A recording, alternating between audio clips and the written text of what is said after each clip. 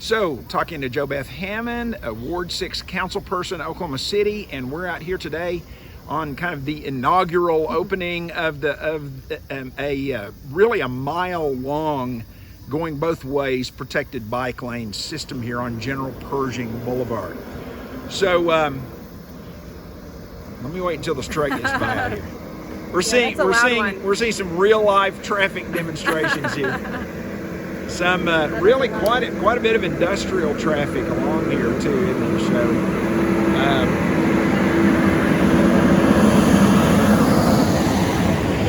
Quite loud. So okay, we have some bikers out here right now giving it a try. So all right. So JoBeth, talk some about bike lanes. Educate us about bike lanes, because everybody kind of has a different idea about that. And go from the least protected bike lane and then step up. Where does this one fall in that spectrum, and then the most protected bike lane? So this is probably somewhere in the middle of least to most. Least, most folks would say is what we call a sharrow, which really isn't any protection. It's essentially a stamp on the ground that looks like a bike, and it has arrows, and there's nothing else around it. Whether it's additional paint, it could be one bike here, and then you could go another half mile and see another one. It's essentially saying this is a way you could go on a bicycle. And then it steps up from there to being more paint on the ground, to put lines to show you that it's for bicycles. And then you start to get into physical barriers and protection. And that's something like this, where you have just the poles that have some reflection on them and just create that kind of physical barrier that maybe people in a car don't want to get close to. And then you can have almost anything be a barrier there, whether it's just those kind of stanchion poles or even planters, something decorative.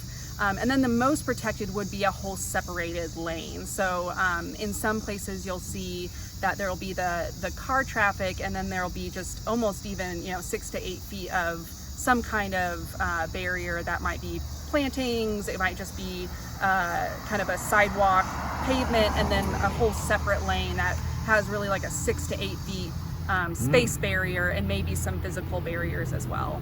Is the most extreme example of that, seems like I remember seeing that in some cities they even have parallel parking between the auto lane and the bike lane. Is that kind of the most extreme example? That still probably is somewhere in the middle. Really? Yeah, because it really is just providing that physical barrier, but not as much of the space, since you're still just a few feet from a car, even if it's parked, which I think we have a lot of our bike lanes downtown that you have the bike lane and then the parking. I think we could swap those, and you add a little bit more protection without really having to install much more. You're just really repainting. So it's always a cost also, savings to say, we could just change the paint instead of having to build new infrastructure. So talk about these particular protected lanes here that have these stobs sticking up. Now they are not designed to stop anything, are they? When you drive over them with a car, they just bend over and flop back up again. Yes. So it's they're meant to be, especially at nighttime. They have reflectors on them, and so at nighttime they're meant to really remind the driver, hey, you're not supposed to be over on the other side of this. Right? Yeah, and having that physical barrier and again, there's been studies to show that having something physical, even if it doesn't look like something that could damage your car, is sort of like a mental signal to someone who's driving that they kind of just want to stay away, and that they'll tend to hug the other side of the road a little bit more, just because that, even again, if it's not something that looks particularly physically, like it's going to really scratch up or dent their car, there's just a tendency just in our brains to say, I'm going to stay a little farther away from that, because it might affect me rather than just affecting someone else. So there's that level of, it doesn't always have to be like big concrete planters, but it can still be a protective barrier. Yeah. So now I'm gonna show this painted area right here.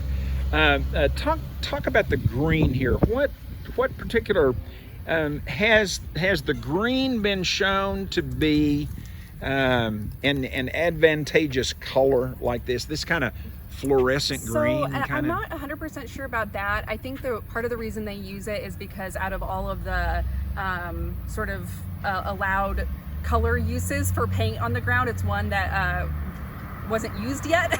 But also the fact that it's very bright and very noticeable just brings that extra level of something different is happening here, to both someone who's on a bike or someone on a car, just visually. But I don't know if there was anything more than just, we haven't used green yet. Yeah. So now the actual physical substance of the green paint, is it true that kind of has a grit? I see it looks kind of shiny. Yeah. Viewers probably can't see it in this video, but it looks kind of shiny in the same way that the white looks kind of shiny. Is there some grip to it, even if it's wet? I think the grit helps it adhere and stay on the road a little bit, and just how it can take a little more wear than just sort of your regular painting, like maybe on like a center lane paint. But it's meant not to be slick when it gets wet, which regular paint is slick when it gets wet. I think that grit helps it stay less. Doesn't help. All right.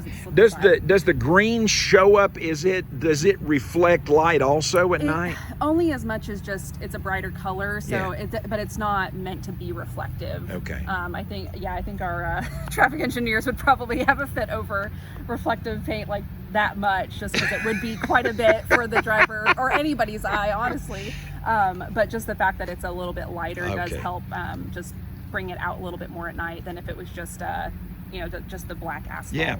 So, Counselor, talk about what you want to see happen next. You got a mile here, yes, and you've got a block that's always been a demonstration lanes, really, in front of City Hall. Yeah. So you got a block in front of City Hall, and you've got this mile now. Are there other places in the city where this has been done so far? So the closest that we've had is South Walker, and it actually now connects up through Walker into downtown. It does not have the protective stanchions yet, but is planned to. That's probably the closest that we've had, and that goes from South Rand, Southwest 36 up through now to downtown on Walker.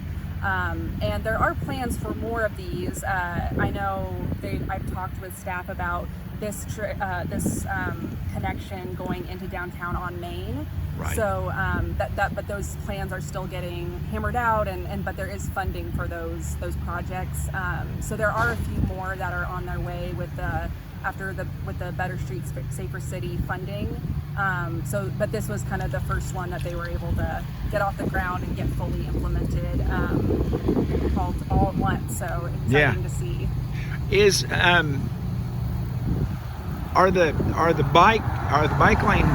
the bike lane program over with for now, or are there more things planned? There are more things planned. So within Bike Block OKC, there are plans for what type of infrastructure should go in what areas of the city, mostly based on connections to things like jobs, education, housing, those groceries, all those sorts of things, as well as just kind of what routes are already bicyclists using.